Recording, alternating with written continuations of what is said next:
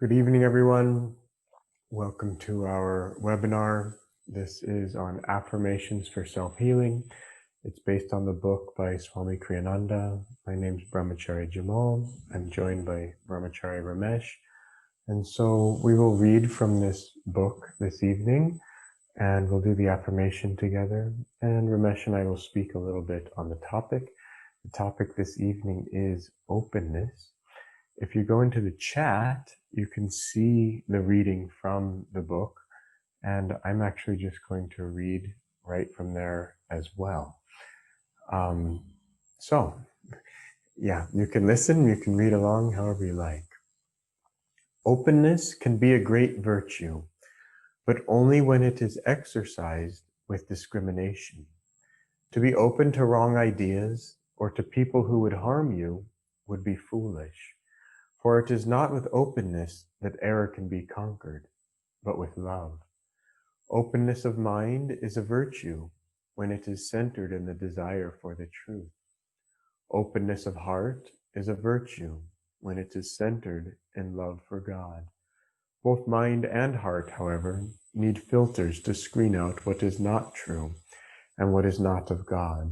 This we can do by referring back for approval to the divine presence within whatever comes to us.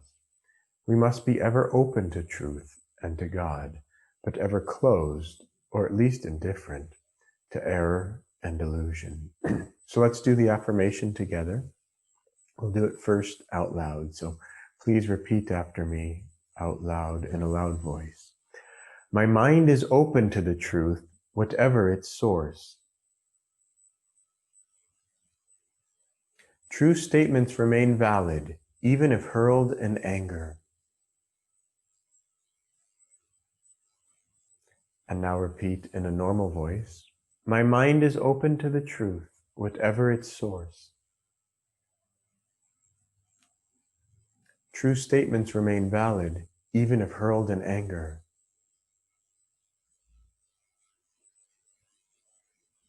And now in a whisper. My mind is open to the truth, whatever its source.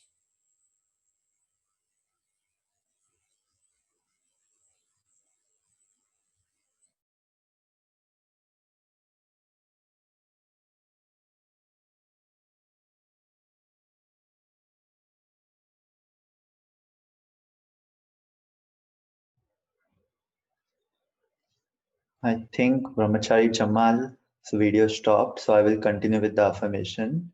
Now in a whisper, my mind is open to the truth, whatever its source.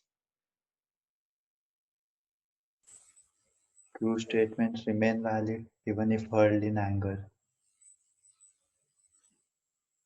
Now mentally, my mind I is hope the open to the internet gets source, better now. whatever its source. So now we can do this mentally. True statements remain valid, even if hurled in anger.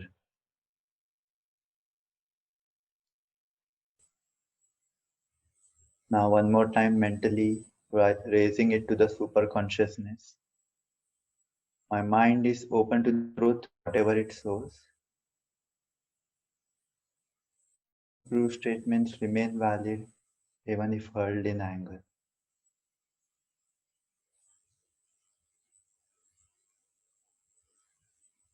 Let us do the prayer now. I think Brahmachari Jemal is back, so we can do the prayer with him.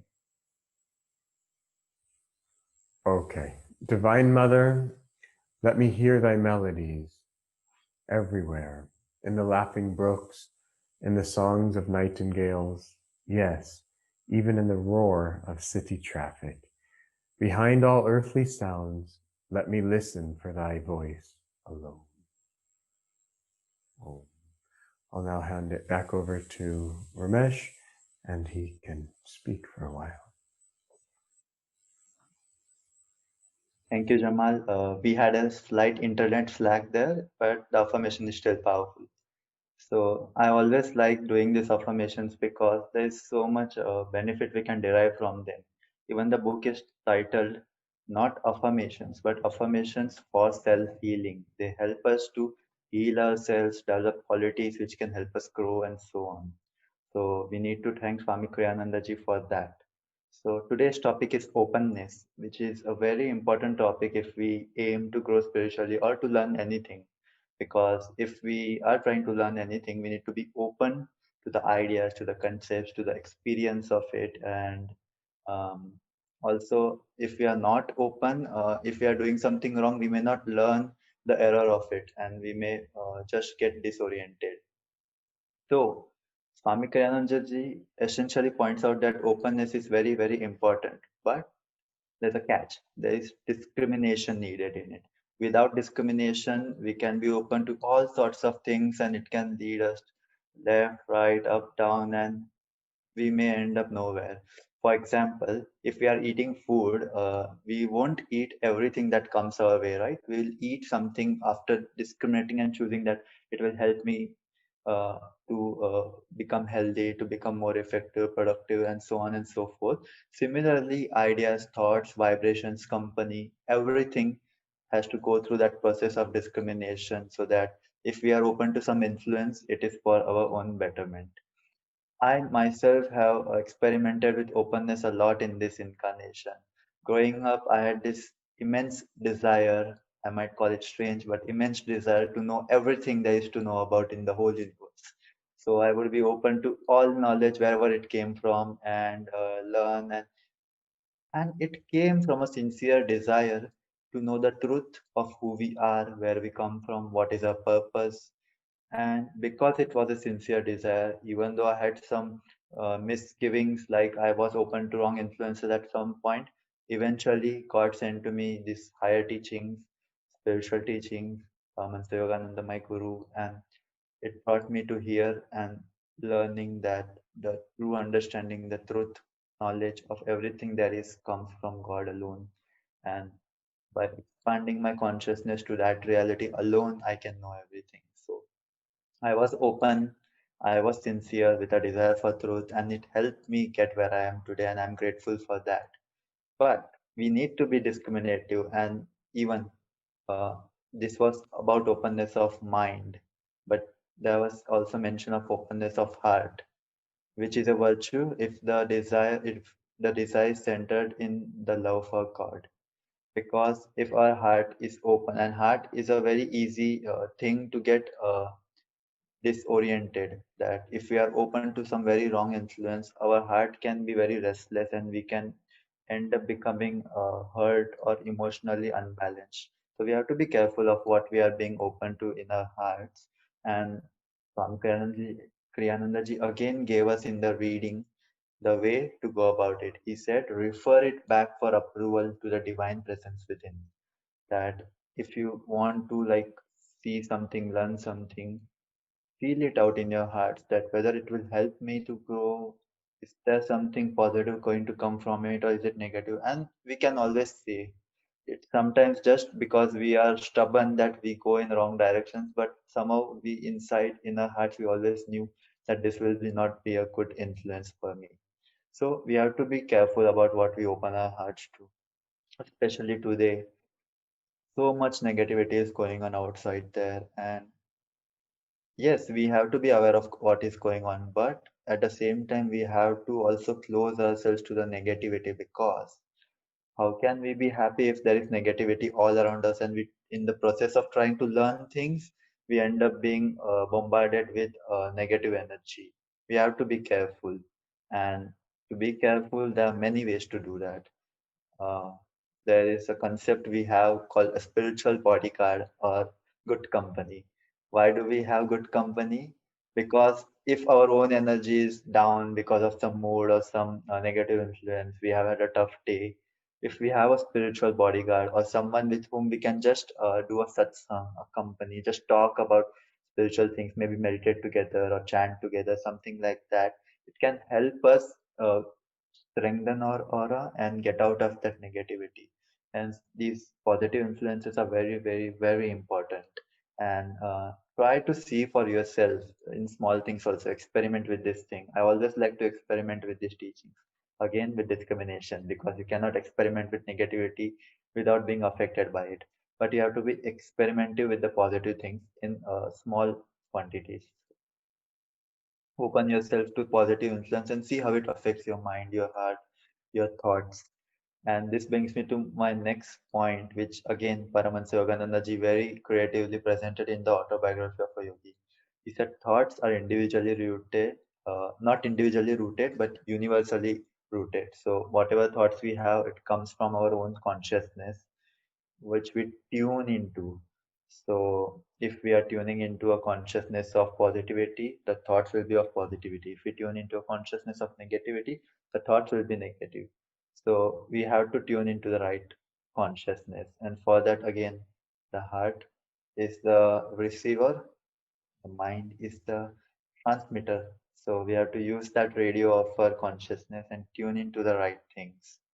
And with that, we can finally get to the truth and the love for God. But we always need to be careful. With that, I will pass to Brahmachari Jemal. Thank you, Ramesh. You know, I find this topic pretty interesting, and one thing I find interesting is that Swami says this in the affirmation. It's something strange to affirm. True statements remain valid even if hurled in anger. I find it interesting because, well, first of all, it just seems like a strange thing to put in the affirmation, but I'm sure all of us have been both on the giving and the receiving end of this type of energy, where there's something that's just building up inside of us, but we don't exactly know how to communicate that lovingly to the other person, or we don't want to hurt their feelings. So that just kind of builds up and builds up until one day it explodes in anger. And we may be saying a very true thing, but it's a lot of times in this life how we say things, and it's quite possible the other person will not receive that, even if we were speaking the truth. But this affirmation is not about that. Of course, we want to learn how to control our anger, and hopefully we have none. Swami Kriyananda basically said he couldn't remember ever being angry in this incarnation, even once, which is an amazing statement. But this affirmation is more about the reverse of this, that if someone else is angry and they say something to us angrily, hopefully we have enough self-control where we can just say, okay, maybe they're right, and kind of think impersonally about if that person's statement is true or not, no matter how it comes. And to me, this seems like a great secret to life, that all kinds of crazy things are probably going to come at us every day. But can we just impersonally analyze them and see, okay, that seems like a good thing coming to me. Okay, that's not so good, and so perhaps I won't accept that into my aura. Of course, ego is the supreme challenge to overcome on the spiritual path. But one way is just to not think of ourselves as ourselves. That might sound strange. You might think, well, if I'm not myself, who am I? But you're something so much more.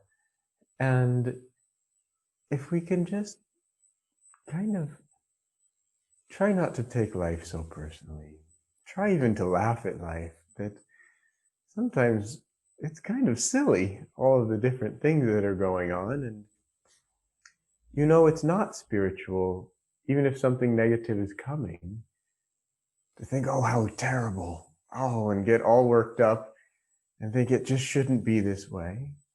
Well, it is this way, and God made it this way. And there's a presence deeper than duality. I've been meditating on Master's words. I don't have them exactly, but it's something like, learn to convert these dual eyes of good and evil to the single eye of omniscience, of true wisdom. And of course, we can do that by learning to meditate and learning to concentrate and focus here. But I found it so interesting that he called these two eyes the eyes of good and evil. That when we're looking through these two eyes, out through the sense, the physical sense of sight, of course we're going to see good and evil. And that's what this world is. But there's something beyond that. And we want to learn how to commune with that something, if you wish to call it that, beyond duality.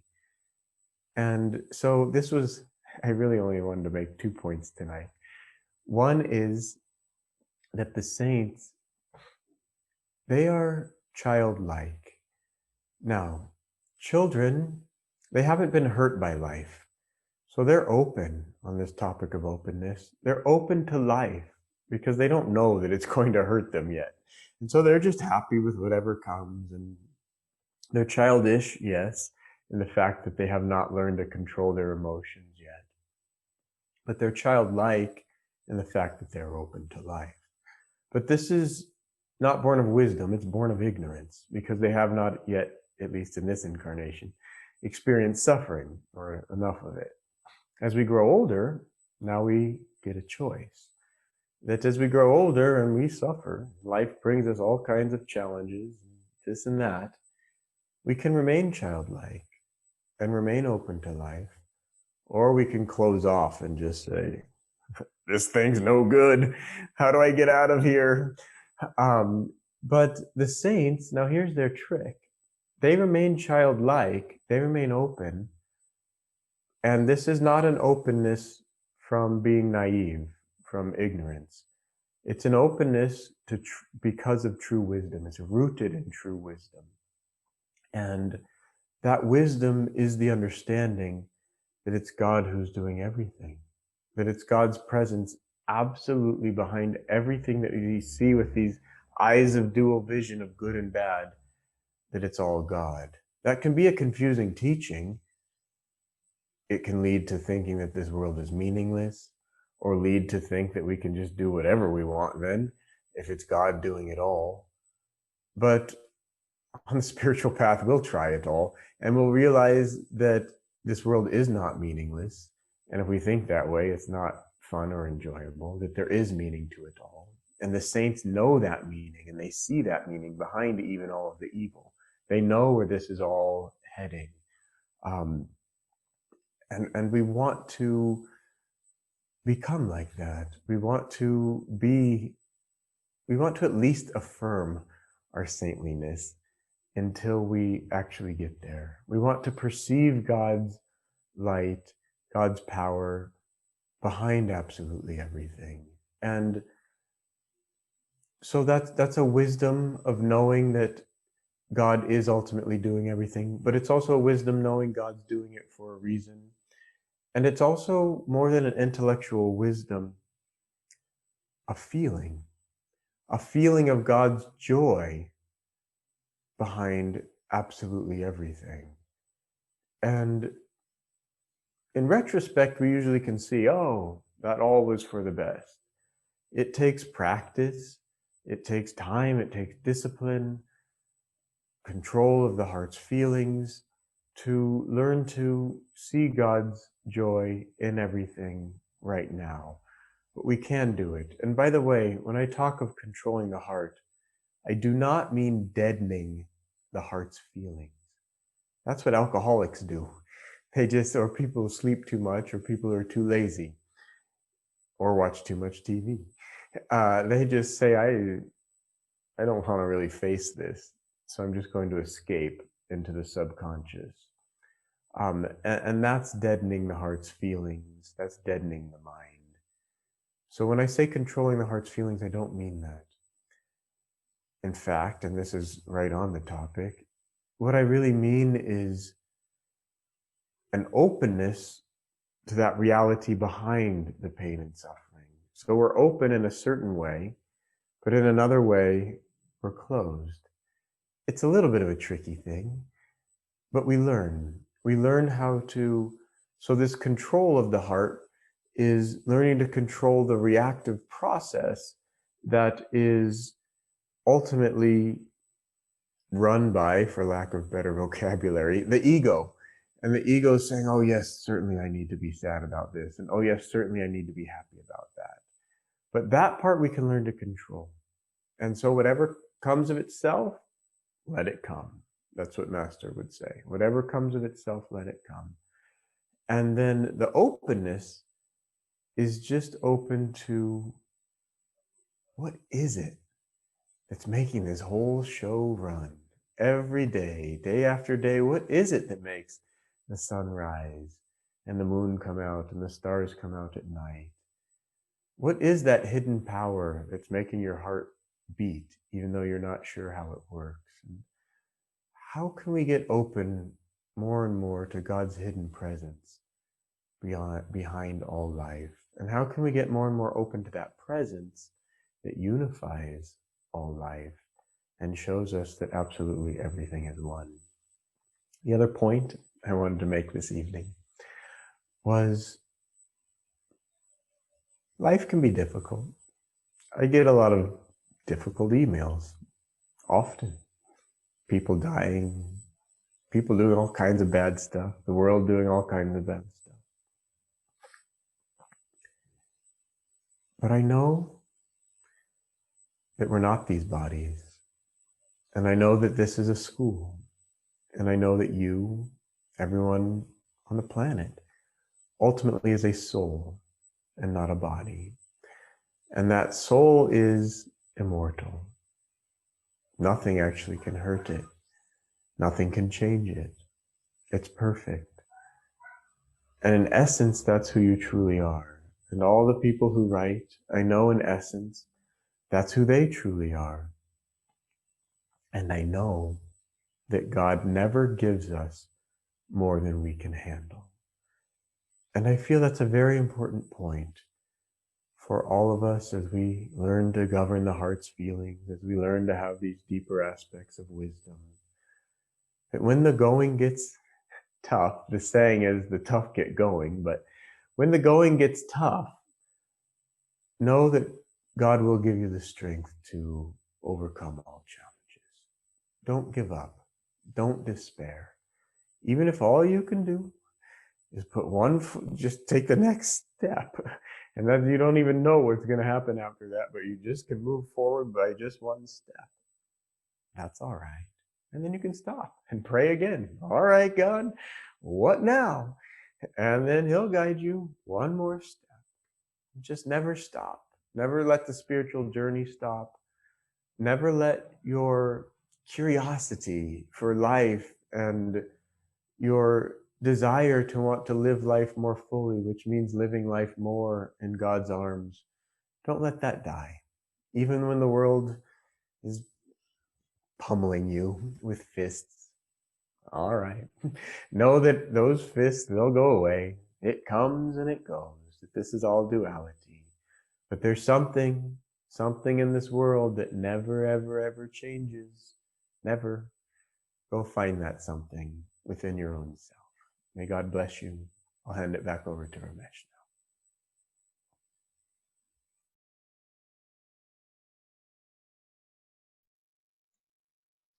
Thank you, Jamal. That was beautiful. So we will do the affirmation now once more. We'll do the reading, then we'll do each version of each type of the affirmation 3 times into 15 times. Okay.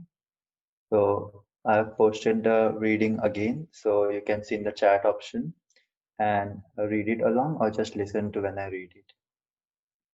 Openness can be a great virtue, but only when it is exercised with discrimination. To be open to wrong ideas or to people who will harm you will be foolish. For it is not with openness that error can be conquered, but with love. Openness of mind is a virtue when it is centered in the desire for truth. Openness of heart is a virtue when it is centered in the love for God. Both mind and heart, however, need filters to screen out what is not true and what is not of God. This we can do by referring back for approval to the divine presence within whatever comes to us. We must be ever open to truth and to God, but ever closed, or at least indifferent, to error and delusion. Now let us do the affirmation. Let us sit straight with our spine erect but relaxed. So we will do this affirmation first out loud 3 times. So repeat after me. My mind is open to the truth, whatever its source. True statements remain valid even if hurled in anger.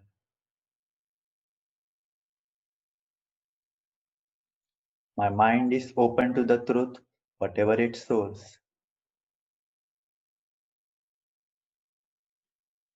True statements remain valid even if hurled in anger. My mind is open to the truth, whatever its source.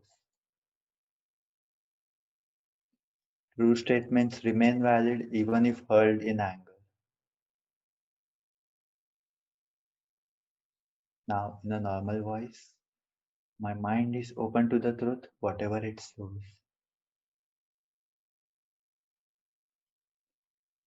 True statements remain valid even if hurled in anger.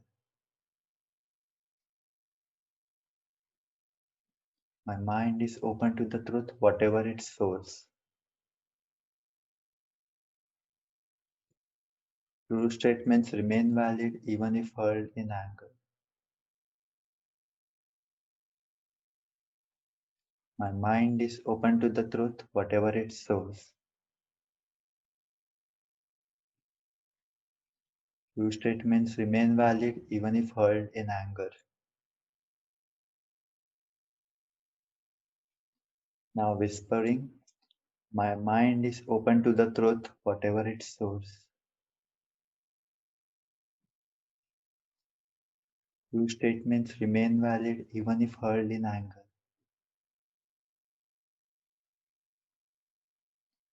My mind is open to the truth, whatever its source.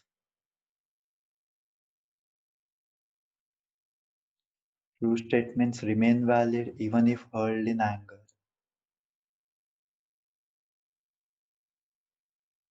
My mind is open to the truth, whatever its source. True statements remain valid even if hurled in anger.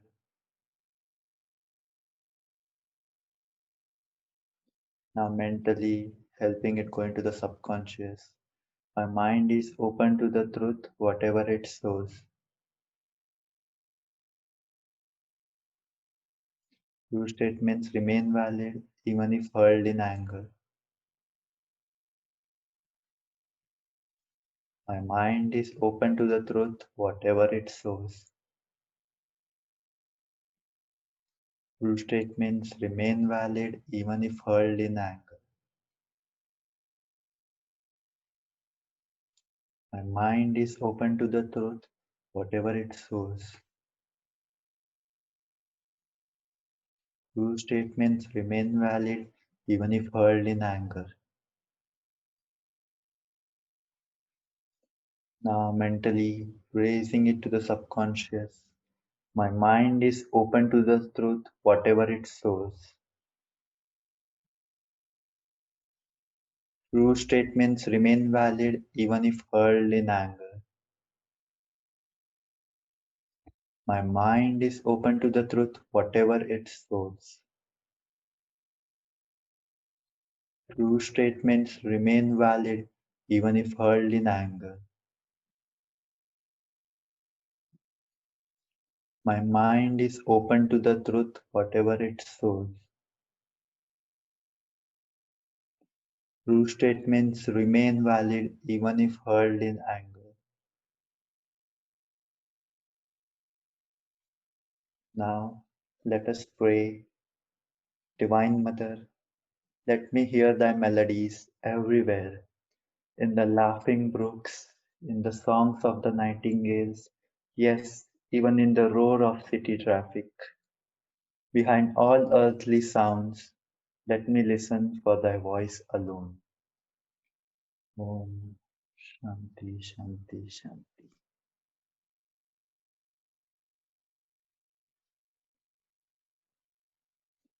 Okay, friends, so we are at the end of this session for today. We'll meet again next Friday, same time with the next affirmation. Do try to do this affirmation for this week as much as possible till the next Friday. Thank you very much. Joy to you.